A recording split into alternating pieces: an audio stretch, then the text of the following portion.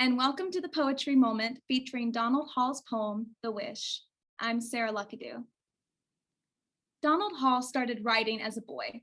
He credited horror movies full of wolfmen and vampires as his introduction that led him to read Edgar Allan Poe, which led him to write morbid poetry.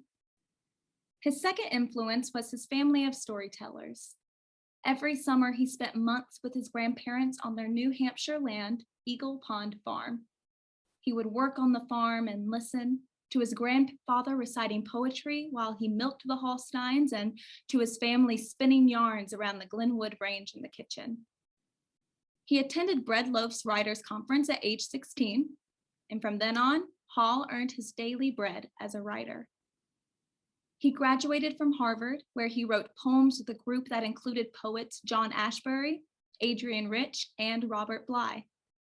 He served as the fiery poetry editor of the Paris Review, a teacher in academia, a freelance writer for magazines, a National Poet Laureate, an editor of anthologies, and a children's book writer.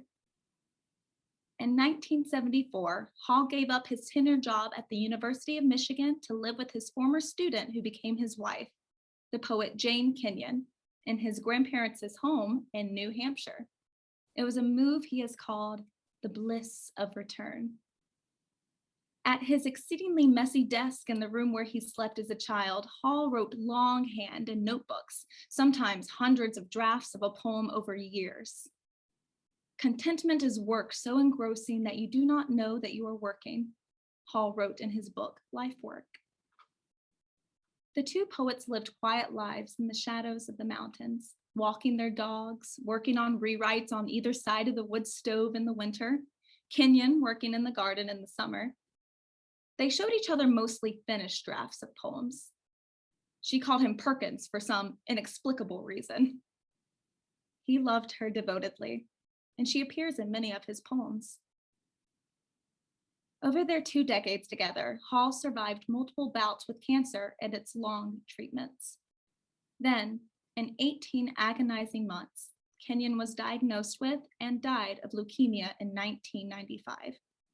She was 47. Hall was devastated and didn't write for a long time after she died. But then he began writing poems about his grief and about his late wife, and that gave him comfort, he said. Having 2 hours in the morning writing poems of grief was the only happy time in my day, Hall said. Then I had 22 hours of sadness. It was not a grief and a horror to write them. It was making grief and horror into poems. It was a real connection to her. One of the last poems he wrote about his wife's death was The Wish. In the full interview on Howard County Poetry and Literature Society's literary talk show, The Writing Life, he says that it was a kind of closure. I knew that was what I was doing as I wrote it, Hall said. I listened to my own poem, and I heard it. The haunting poem is indebted to Thomas Hardy for its stanza structure, with the refrain echoing William Butler Yeats's works. But you can also hear a bit of Poe in the morbidity, the ghostly repetitions, the rhymes, and the refrain, "Oh, let me go."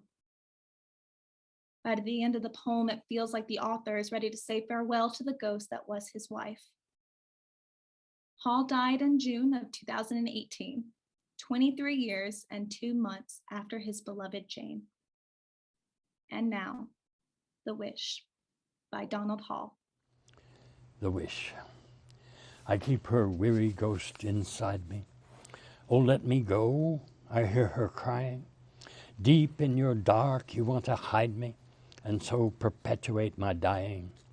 I can't undo the grief that you weep by the stone where I am lying. Oh, let me go.